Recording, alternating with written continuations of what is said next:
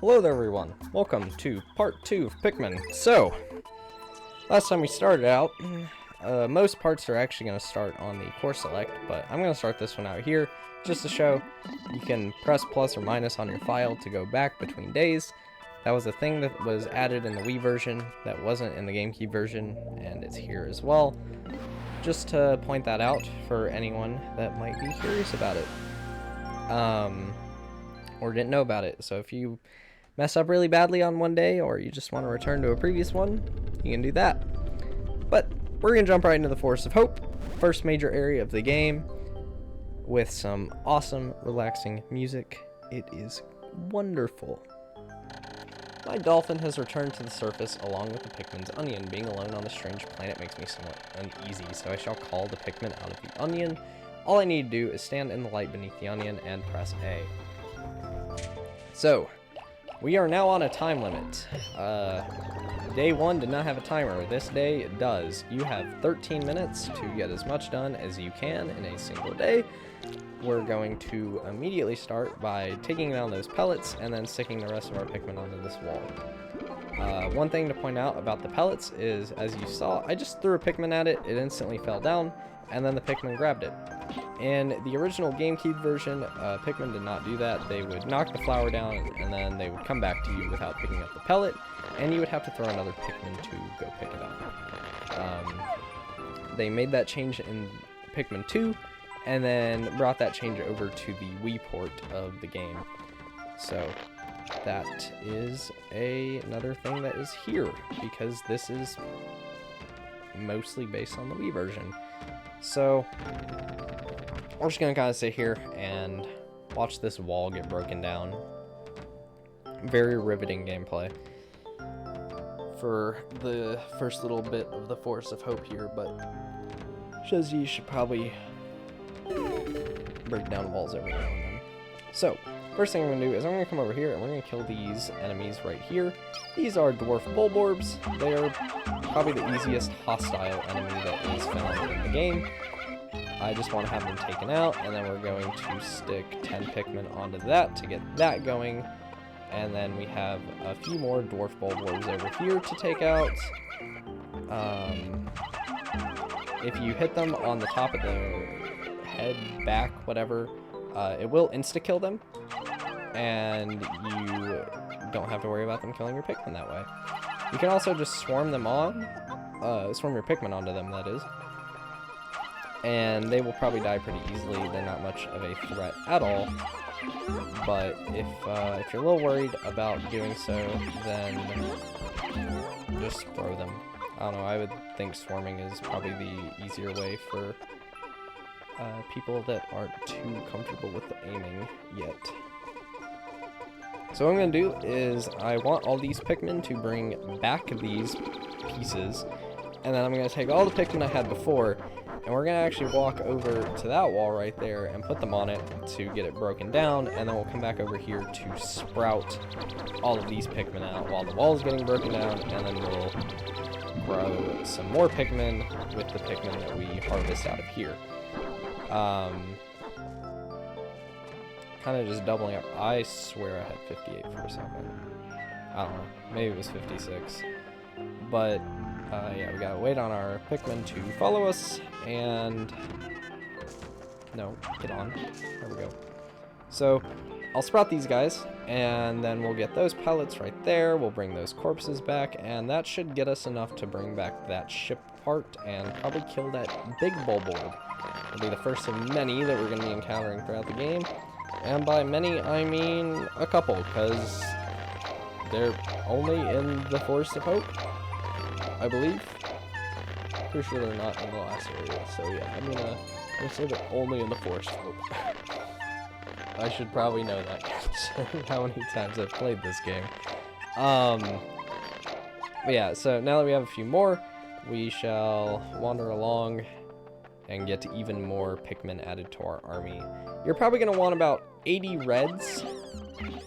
It's helpful to have this many reds on your first day, usually, your first full day, I should say, because reds are by far the most useful Pikmin type in the game. they do 2 times the damage of, or no, 1.5 times the damage as the other types. They are resistant to fire, which we'll get to elements later, and they are, actually that's it. A little anticlimactic, but yeah, that's it. So we have 2 big Bulborbs to take out. To do so, we're just going to swarm our Pikmin and get it right on its butt.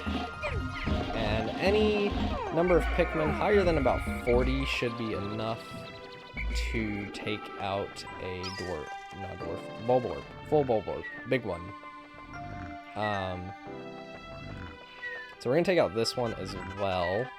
I can swarm my Pikmin properly. I don't think this one's gonna go very well. No? Okay. I was a little worried there because they were not damaging him enough. And then before we go to the yellow onion, we're actually going to start sending the fuel dynamo back. This is the first part we're going to encounter. Well, it's the eternal fuel dynamo. It has an unlimited energy supply. I won't have to worry about saving electricity anymore. This will make my fight for survival a bit easier. So yeah, this is the first major part. We'll just dismiss some of our Pikmin so that they'll just go right onto it. Dismissing your Pikmin is probably the quickest way to get them to latch onto anything in this game, so take full advantage of it. Now, yellow onion. Time for Pikmin type number 2. You get introduced to them very early, considering there's only 3 types of Pikmin in this game. Yellows are funny in this game. Yes, funny. I guess we'll get our little introduction here, but the color is different, but it seems to be a Pikmin nonetheless. First glance suggests this one has what in some circles could be considered very large ears. Looks like it may weigh... It may weigh less than the others. In what other ways might it be different from the red Pikmin? I must be sure to observe it closely. I can hold a Pikmin for a moment with A, then swap it for another by pressing R. So, couple things there. One, we have yellow Pikmin now. You can throw them higher, and they can carry those funny looking rocks over there. That's about all they can do. It's very situational. You really won't need too many. If you're really good at the game, you're not going to need more than 20 for the entire game. I recommend sprouting about 50 at least for the entire game if it's your first time, because there is one situation where they will be very helpful, and you might lose quite a few of them there. But one thing to note is Olimar mentioned you can swap your Pikmin types, which is important. Eternal Fuel Dynamo. This should light things up. No more candles for me. I have now recovered 2 out of 30 parts. If I can just find 3 more, I should be able to increase my ship's capabilities. So, one thing is, in the original GameCube release, to swap Pikmin, you would have to dismiss all the Pikmin behind you, because your Pikmin will split off into groups based on color, or even the bomb rocks will separate themselves from the other yellows, and you would have to whistle them there to actually use them. But they changed that in Pikmin 2 to where you would just use the D-pad to swap your types. My clock has indicated the coming of noon. From now on, I must pay close attention to the sun meter on my monitor and choose my actions accordingly. So it is best for me to review my monitor's data.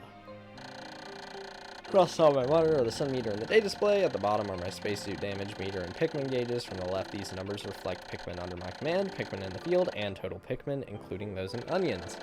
To adjust my monitor, I can blah blah blah. You can change the camera. Cool. So yeah, we're just gonna get, if I can actually hit this properly. Nope, I'm bad. So yeah, if you hit the bottom, they'll kind of just chip away at its health. If you hit the flower itself, they will instantly knock the pellet off and is much faster. So try to hit that when you can, but you can just be like me and be bad at the game. So gosh, I don't know why I'm yawning so much. We are only gonna get about 20 yellows today. How many am I already at? 21? Yeah, 21's definitely enough. I might grow a few more throughout the game. I won't be growing tons, but yeah, let's get acclimated to bomb rocks real quick. These guys are fun. So, bomb rocks. They've picked up some peculiar stones. Why they decide to grab them? This action seems to be instinctive to the yellow Pikmin. But just what are these strange glowing stones? Brightly glowing cracks cover them. Perhaps these cracks indicate that there's tremendous power locked away within. This merits further research. So, this is our first chance to use the swapping. So hold A, the Pikmin will be in Olimar's hand.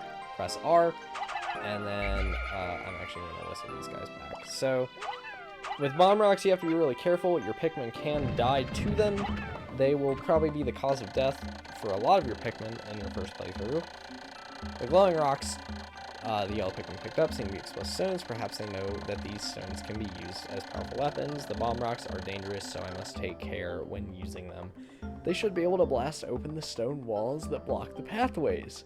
I may even be able to use them against some of the wild creatures. Yeah, bomb rocks are quite dangerous. Be very careful with them. Only yellow Pikmin can pick them up, and I was trying to use the right stick to just swarm my Pikmin, but they changed it. Oh my gosh. It's gonna take me a while to get used to that. So yeah, for getting rocks out of these, I recommend just swarming your Pikmin in and then pressing X to dismiss them. Actually, can you press, what is Y doing? Does Y actually do anything in this? So now that we have a couple of bomb rocks, we're actually going to come back over this way. And we have a few Pikmin that look a little different. These are flowered Pikmin. They move faster, which is very helpful. They can keep up with Olimar better. They can bring parts back faster. Flower up your Pikmin whenever you can, which is why we're going to flower up some more right now. The tall grass right here will allow Pikmin to get flowered up, hopefully. We should have all of our reds with us. Yeah. So, you can't swarm and change camera angles. So, yeah, this yellow nectar will pop out of the grass and it'll flower up Pikmin. You can theoretically flower your entire squad with a single nectar in this game. A thing changed later. Another intriguing discovery, a local variety of grass introduces a sort of yellow nectar. When the Pikmin drink this delicacy, they instantly mature into flowers. This apparent Pikmin favorite seems to be full of nutrition. Closer observation is needed to determine the strengths and peculiarities of these flower Pikmin. So, yeah, we want all of our Pikmin flowered up, preferably. I didn't quite get them all there. Alright, maybe could if I paid attention there, but yes, another wall to break down. Wow, I cut that closer than I should have. So, let's grab our reds real fast, and there's a dwarf Bulborb and a Bulborb to take care of over here. Let's go on ahead and show them what we need. So, that guy's dead, and be careful with this one. So, swarm your Pikmin, make sure none of them are being stragglers, and get them all behind this Bulborb. And publish them. And there we go. So, first things first. We're going to come over this way. We have new enemies over here. These are going to be shear grubs. There's the white and there's the purple ones. The purple ones are the male ones and they are deadly. The white ones are female and are passive. They are free Pikmin. So with purple ones, do not swarm these. If a Pikmin gets caught by a purple one, the only way to save it is to hit the shear grub on its head.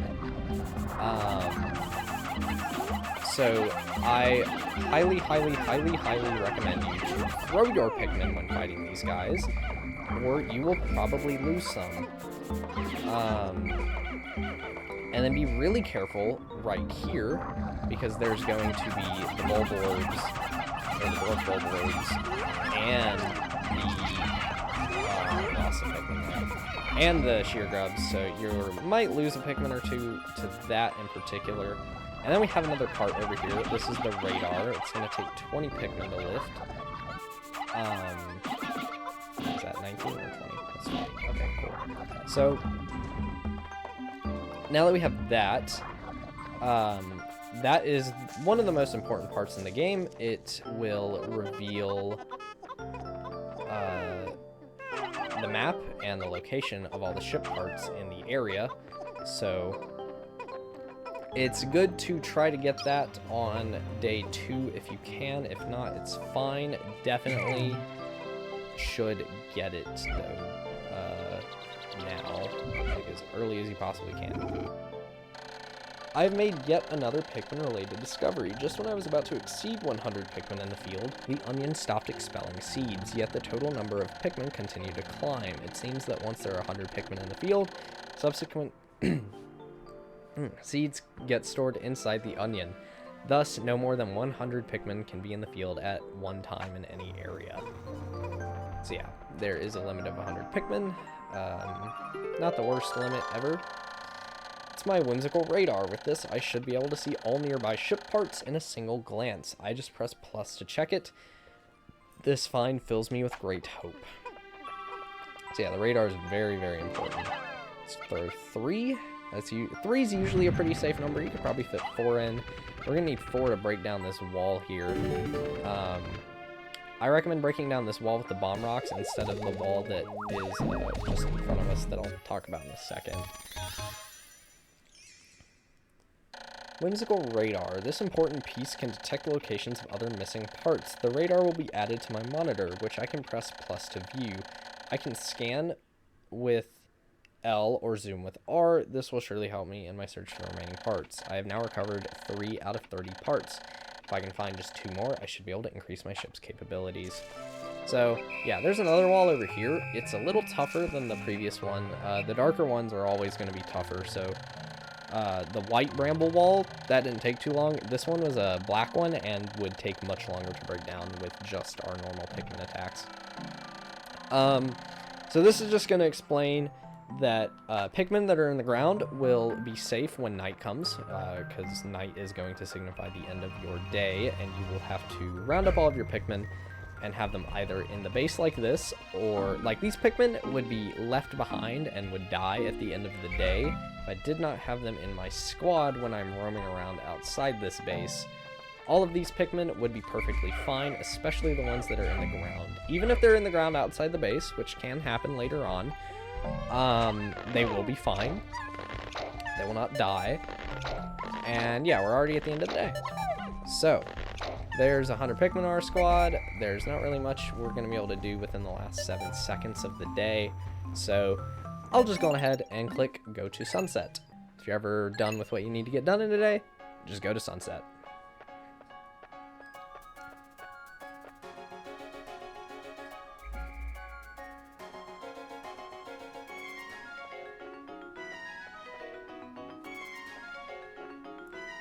I just love this end of day cutscene. I like letting the music play.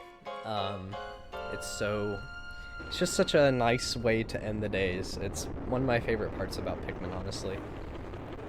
But yeah, so if I left any behind, they would have gotten eaten by those bulborbs there, and they would get the left behind marker on the next screen here. 2 days since impact, it appears that many of my ship's parts have landed in this region. If I can just recover the parts of my radar, I should be able to use my radar screen. How that would improve my chances, then I'd only have to press plus to locate my parts. Yet, there seem to be many hostile life forms. If I am attacked and my spacesuit takes damage, I must return to my ship, stand in front of it, and press A to make suit repairs. As I explore, I must pay attention to my suit's damage meter in the bottom left corner of the screen. So yeah, we lost 1 Pikmin today to that bulborb. Dwarf bulborb, I mean. How unfortunate. We got introduced to yellows, and we got 2 parts. That's pretty good.